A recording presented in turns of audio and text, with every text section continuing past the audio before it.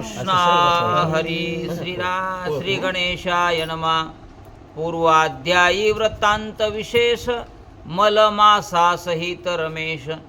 गोलोकी जाऊनी पुरुषोत्तमास वंदोनी तेथे बैसला.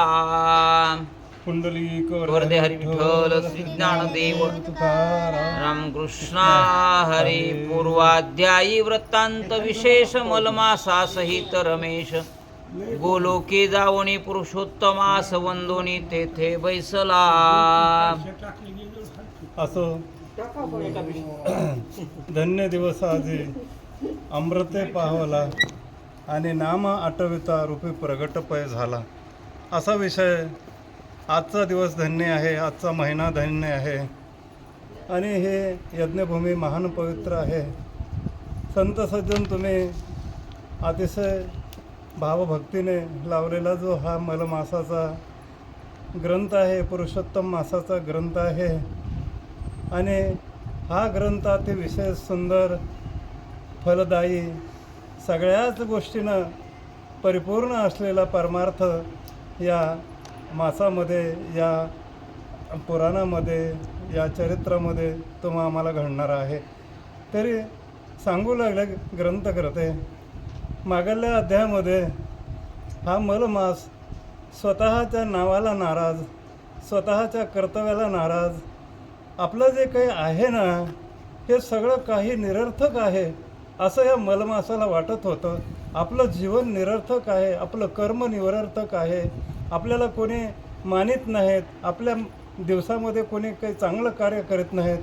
काय करावं याच्यासाठी त्यानं जो काही विष्णू परमात्मा आहे, जगाचा सर्व दाता आहे, सर्व जगाचं दुःख हरता आहे, त्याची शरणागती केली आणि शरणागती केल्यानंतर परमात्मा प्रसन्न होऊन त्याला काय देतो आणि कसं ह्या अध्यायामध्ये ऐकायचं आहे. श्रीकृष्ण म्हणे युधिष्ठिरासी राया ऐके पुढील कथेसी.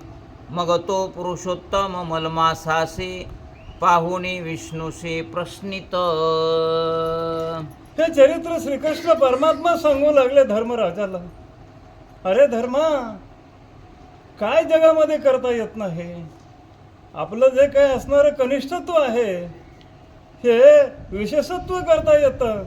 या असणाऱ्या मनुष्य जन्मामध्ये मनुष्याच्या 3 जाती आहेत, नमुने आहेत.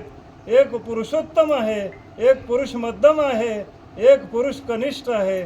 मग या मासामध्ये जे कनिष्ठ दर्जाचे आहेत त्यांना उत्तम पुरुषाची प्राप्ती करून घेता येते. फार ह्या मासामध्ये फार त्या ठिकाणी संधी आहे, फार पर्वकाळ आहे. कोणता पर्वकाळ आहे की राजा धर्मा मी तुला सांगतो, त्या पुरुषोत्तमाला असणारं प्रसन्न केलं त्या मलमासाने आणि काय मागितलेलं आहे ते सांगतो. म्हणे विष्णू हा निला कोण, काय ह्याचे नामाविधान. हा रडतो काय म्हणून, कोणते दुःख ययासी. तो मलमास रडत होता, दुःख करत होता. काय सांगावं. तुकोबारा सुद्धा म्हणलं एका ठिकाणी, देवा मी चांडाळ चांडाळ म्हणता लागतसे वेळ, नसे पाहता भूमंडळ ऐसा अमंगळ खरं दुसरा. तुकोबारा म्हणलं, माझ्यासारख्या चांडाळाचा जन्म कशाला घातलास रे बाबा, आणि माझ्यासारखा अमंगळ, आमच्यासारखा खळ जन्माला येऊ नये, पण देवा कशाला जन्म दिलास. असं जसं तुकोबारा म्हणतात तसा हा मलमासही स्वतःच्या जन्माला दुःखी होऊ लागला, स्वतःच्या कर्माला दुःखी होऊ लागला, जगामध्ये लोक मानित नाहीत त्याच्यासाठी दुःखी होऊ लागला आणि तो पुरुषोत्तमाची स्वारी जात होती. पुरुषोत्तम परमात्मा म्हणतात, अरे तू का रडतोस, का दुःख करतोस, या जगामध्ये दुःखी तू कशासाठी आहेस असं विचारल्यानंतर तो काय सांगतो हे श्रीकृष्ण परमात्मा राजा धर्माला सांगू लागले. अरे ह्या माझ्या गोलोकात कवनाही दुःख नव्हे प्राप्त. येथे वसती ते सतत परमानंदी निमग्न. श्रीकृष्ण राजा धर्माला म्हणतात, जो काही असणारा विष्णू परमात्मा आहे, जो पुरुषोत्तम आहे, तो देव असणारा जात असताना तो त्या मलमासाला म्हणतो, या माझ्या मृत्यू लोकामध्ये, या माझ्या सृष्टीमध्ये दुःखी कोणी नाही, सर्व सुखी आहेत आणि ही सृष्टीच मी कशासाठी केलेली आहे? सगळ्याच्या सुखासाठी केलेली आहे.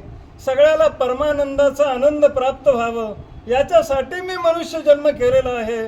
आणि असा मनुष्य जन्म मिळून तू जर दुःखी होतोस तर तुला काय कारण आहे बाबा? कशासाठी दुःखी होतोस? मी या दुःखासाठी सृष्टी निर्माण केली नाही. मी या दुःखी जीवनासाठी मनुष्य जन्म केला नाही. याच जन्मामध्ये सुखरूप होता येतं आणि तू तर दुःख करतोस, काय कारण आहे असा प्रश्न विचारलेला आहे. स्वप्ना माझी ही ह्या ठाई दुवार्ता ऐकू येत नाही, मग प्रत्यक्ष दुःखी तो पाहे कोठोनिया असणार. पुरुषोत्तम म्हणतात त्या मासाला, अरे मासा, माझ्या या भूमंडळामध्ये स्वप्नी दुःख कोणी न देखोची डोळा वा. आणि नामाच्या गजरे पळ सुटला कळी काळ. अरे माझ्या या भूमंडळामध्ये स्वप्नात दुःख करणारे लोक नाहीत, तर तू तर प्रत्यक्ष दुःखी झालेला आहेस. मग असं कसं आहे युग?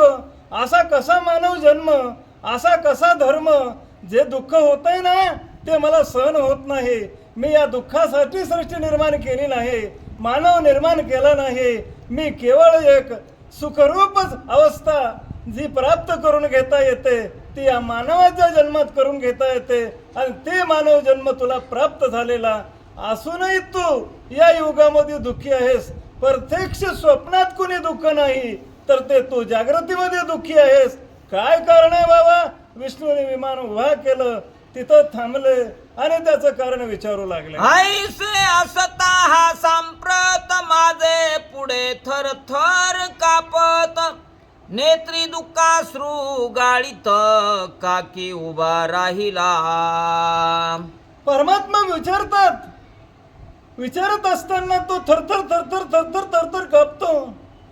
डोळ्यावाट अश्रू वाहतात आणि दुःखानं फुंदू फुंदू फुंदू फुंदू फुंदू रडू लागलेला आहे. आणि अशी अवस्था तो पुरुषोत्तम परमात्मा बघतो. अरे काय जन्म आहे हो? हे मनुष्य जन्म बाहुली मनुष्य देही, निज ज्ञान घातले पाही, जेणे ज्ञाने देही विधेही पाही पावते. ज्या मनुष्य जन्मामध्ये, ज्या मनुष्य शरीरामध्ये ज्ञान एवढं मोलाचं घातलेलं आहे की त्या मनुष्याला त्या ज्ञानाच्या द्वारे परमात्मा वश्य करून घेता येतो, ब्रह्मज्ञान साधता येतं. त्या परमात्म्याच्या माझ्या अधिकारानुरूप त्यांना ब्रह्मप्राप्ती प्राप्त करता करून घेता येते. आणि हा तर तो त्या ठिकाणी मनुष्य जन्म घेऊन दुःखी आहे.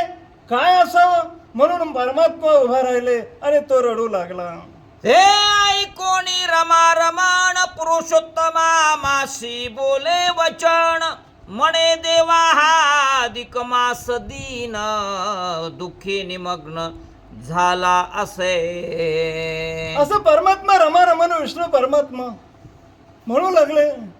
काय दुःखी झालेला आहे, किती त्याला दुःख वाटू लागलेलं आहे. स्वतःच्या जन्माचं दुःख आहे, स्वतःच्या कर्माचं दुःख आहे, स्वतःच्या धर्माचं दुःख आहे. मग असा जो दुःख रूप माझ्या या विश्वामध्ये, या मृत्यू लोकामध्ये जन्माला येतो, तर मी हे विश्व काय दुःखासाठी निर्माण केलं का? मी कशासाठी विश्व निर्माण केलेलं आहे? एक लेन कंठवेची म्हणून या येणे, केली निर्माण 14 भुवने. मला एकट्याला कंटवत नाही म्हणून मी या जगाला निर्माण केलं. आणि जगाला निर्माण केलं तर कशासाठी केलं की अवघेच त्रिलोकी आनंदाचे आता चरणी जगन्नाथ चित्त ठेवले. ह्या त्रिलोक्यामध्ये आनंद भरावा आणि आनंद भरून मला तरी बघावं, हे माझा हेतू.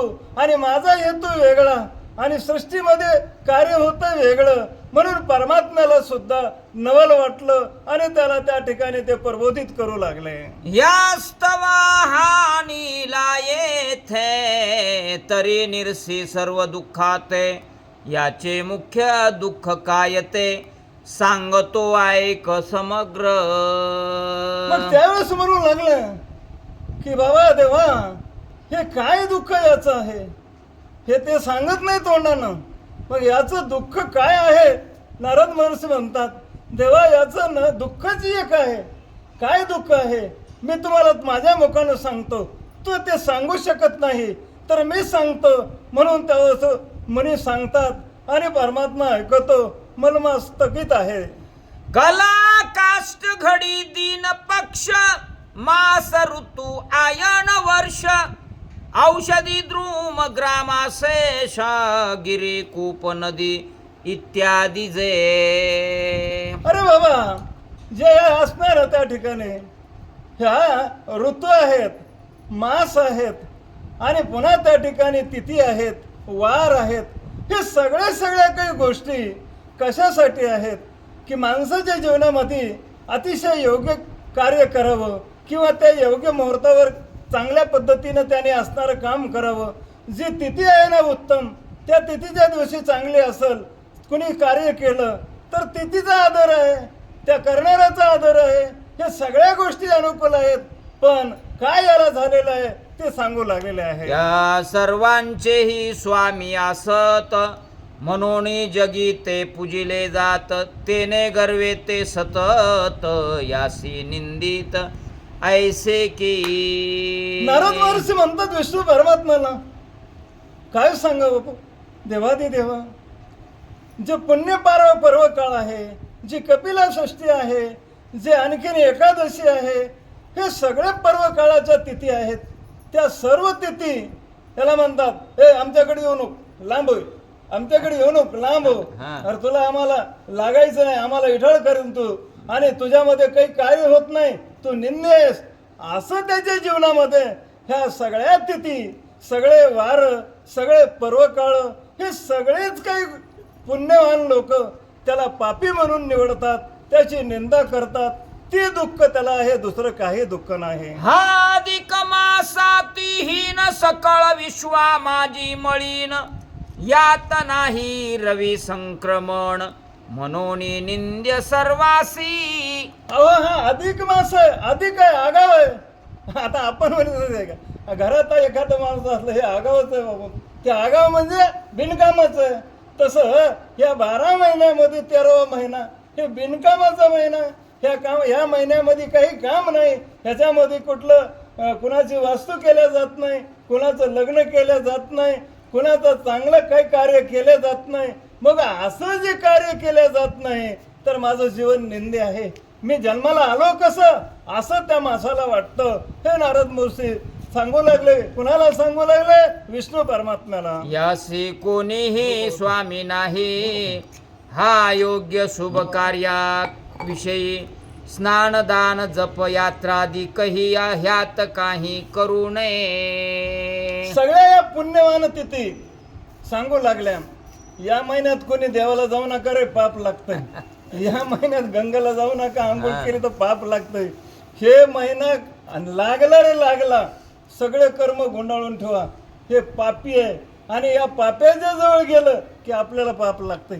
आपलं ह्याच्यात लग्न केलं की वाटोळ होतंय, वास्तू केली की घरात चांगलं राहत नाही. अशा सगळ्याच गोष्टीची निंदा, सगळी विटंबना, जे काय म्हणले की जे सगळे लोकच सगळी निंदा करतात, सगळं कोणीही चांगलं म्हणत नाही, अशी स्थिती या मासाची झालेली आहे. म्हणून तो दुःखी आहे. विगत धवानारी अनाथ तियेसी न घेती शुभ कार्यात अशुभ मनोनी व्यवहारात मुख न पाहती तियेचे.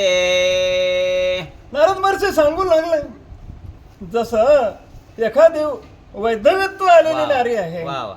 एखादी वैधव्यत्व आलेल्या नारीला कुणी सवासीन म्हणून पूजा करत नाही, कुणी तिला असणारं त्या ठिकाणी सवासीनपणाला सांगत नाही, कुठले कार्य असलं वटे भरायला कोणी तिला मान देत नाही, तिला कोणी अलीकडे या म्हणत नाही.